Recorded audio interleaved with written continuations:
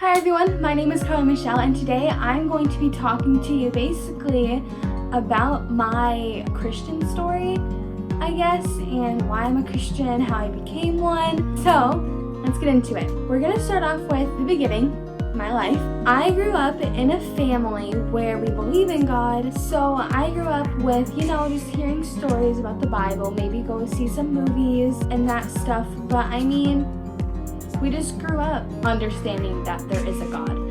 Now, when I turned, I think, around 7 or 8, I had a friend move in to the house next door to me. She moved in and she asked me if I wanted to go to church. So I was like, oh yeah, what the heck, let's do it. So I went to church with her, and that's the way it was for a very, very long time.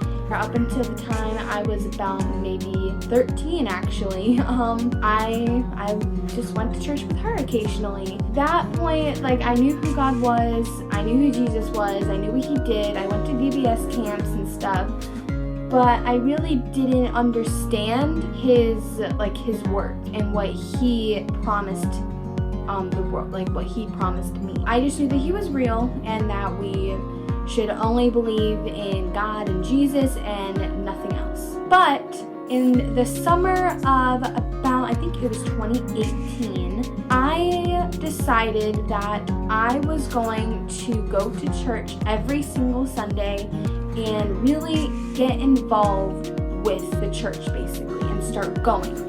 Now, I go with my friend still. I go with her every single Sunday unless something happens, we're out of town or anything really. Not anything, but you know what I mean. I went with her every single Sunday and that was really good. And I really started to understand more of what it means to be a Christian. Now, up until that point, I knew that things were wrong. I knew that smoking weed was wrong. I knew that swearing, you shouldn't do it. I knew that you shouldn't really be swearing all the time. I knew that you're not supposed to have sex until marriage. All those things I understood.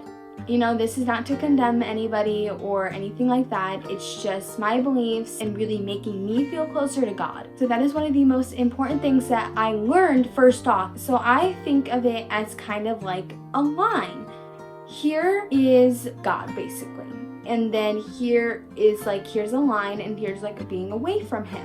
I thought of it as you want to do things that get you closer and closer and closer. So every single good thing that you do or thing that God wants you to do, you teach someone about God, you start praying, you start a prayer journal, or you read your Bible every single day. I feel like those things are getting you closer and closer to God because you really want to build a strong relationship with him. So that is what I was trying to do, is build up my relationship with God. And for every sinful thing that I did, talk back to my parents, I would think of those as that's a step back. I don't know if it's actually like that, but that's how I kind of thought of it, and that's how I still kind of think of it. As I went more and more going to church, I really started to feel God a lot more, and I really started to understand why you should believe in God. Now, first of all, I feel like it would be so sad to go through life not believing that there is some higher, greater power than you. I could not do it. And to go through life alone, I could not do that. That's why I'm so grateful that there is a God. By going through life alone, I mean by God is always there. He's always there. He's always with you, so you're never really alone. Sure, you might feel alone sometimes, and I feel alone sometimes. Once I sit down and I really think about it, I'm not alone. And then it makes me feel better because I know that I'm gonna get through this. I know that there's a plan to everything. I know that everything in my life is happening for a reason, because it's how God It's God's plan. God's plan is the best plan. And that's another goal that I started to pick up on. You want to follow God's will for your life, whatever that may be. I'm still trying to figure out. You may not even figure out till you're 30. 40, 50, that's just something that we always have to strive to do. Basically, they're called your next steps. So I started to think about what my next steps would be. I started thinking, the next thing for me to do is, I've been going to church every single Sunday for a very long time. I should join the Helps ministry. So that's what I did. I started doing the helps. I started working on slides mainly and working in the sound booth in the back. That's the main thing that I started to do. And then I started to work in the children's ministry. And this was all happening very, very fast because, I was building my relationship with God, and I was doing whatever I felt God wanted me to do, and whatever would help the church out, because that's another thing, helping the church. I like to help. I love helping, in general. So that was the next thing I did, was I started to assist in the children's ministry. Now, I didn't really do things on my own for a while. I was around 14, 15 at the time. There was youth group. I'd always gone to youth group, occasionally. I would try to go to my youth group a lot. So there was always that I went to. And then I really started to understand more and more, continuously growing and understanding why it is so important to have a relationship with God and why it is so important to know His promises and His words. I started to understand that, all these bad things that happen, bad thoughts and all these things, all the bad things in your life that happen, either they're happening for a reason or it's not God at all. It's Satan. It's the world trying to tackle against you, try to beat you down so that you turn away from God, or it leads you to temptation and those things.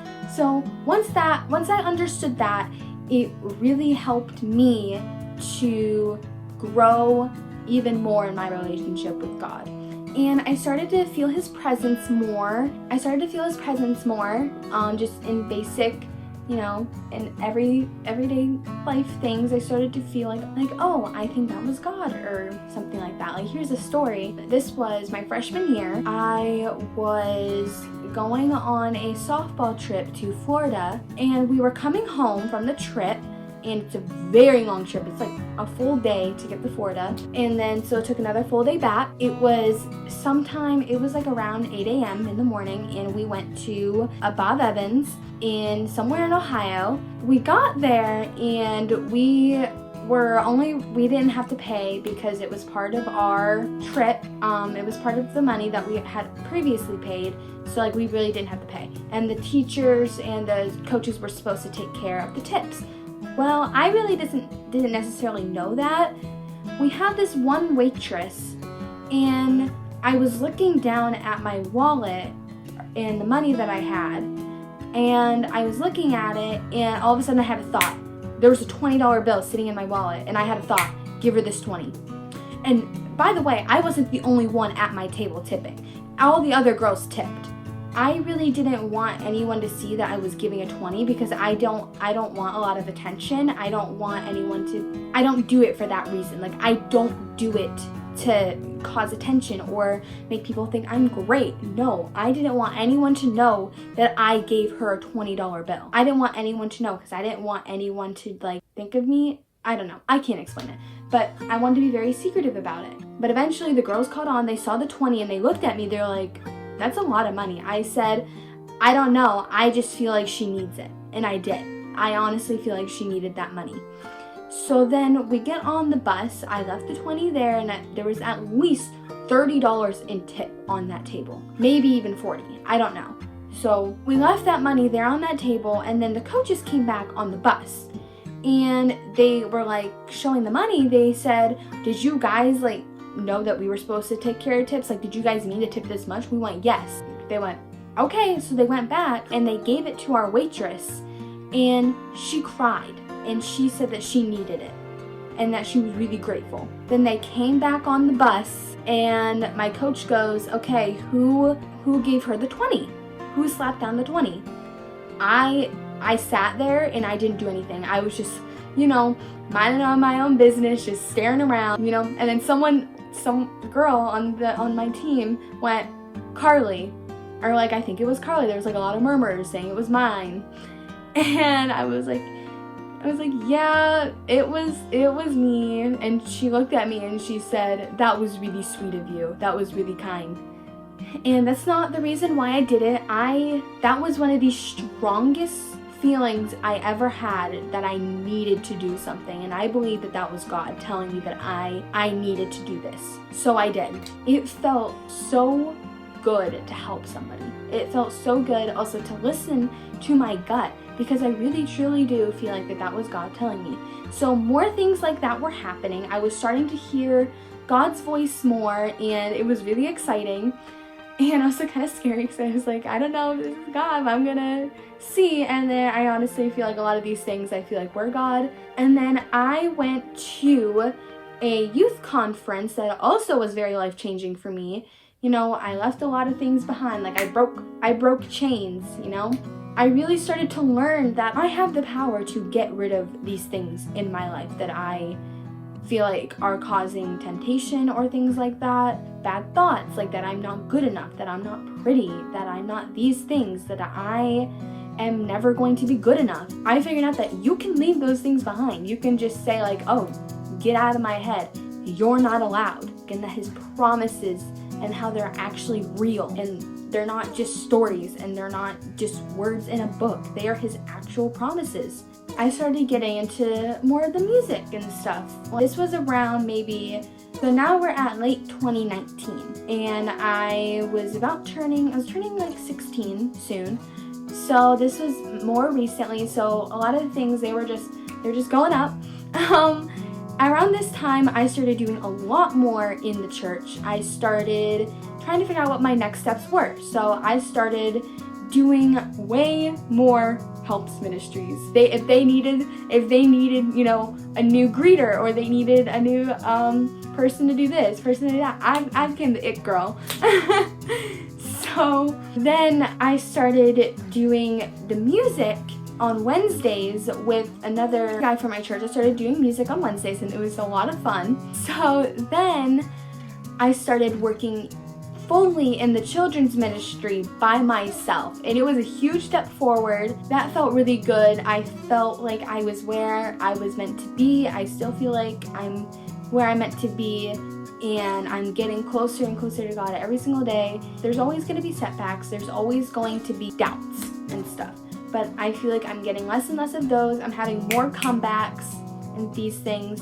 My biggest thing that I'm still trying to work through is I need to let go of some things. A lot of the times I hold on to life with such strong grips, trying to plan out everything, trying to make sure that everything is perfect, trying to make sure that I'm perfect, and worrying about all of these things in my future. And I'm just like holding on, when I need to learn to let go of the reins and just let things play out how they're supposed to play out, because I know that God's plan is better than any plan that I have for my life.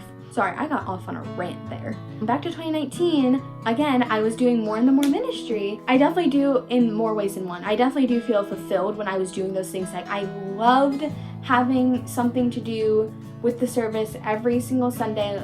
I loved being a part and helping the service every single Sunday, like doing something all the time. Like, I loved that. I loved working with people and helping make the services happen. To wrap this up, I'm gonna say where I currently am. I haven't been to church in a while just because, everything that's going on. It's been kind of stressful. So I do plan to go back full time this week. I plan on going to church every single Sunday now after this week.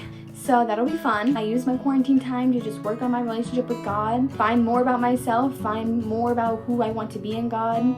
If you guys have any questions at all, let me know. I'm an open book. You can ask me anything and I will answer it truthfully as well as I can. I highly encourage you to ask questions, leave comments, share this video, get the word out. This is just a very, very brief summary of, my faith journey. I might go into more detail about why I choose to be a Christian, and let me know if you guys would be interested in seeing that. But other than that, that is it for this video. I hope you guys enjoyed, and I will see you guys in the next one. Bye!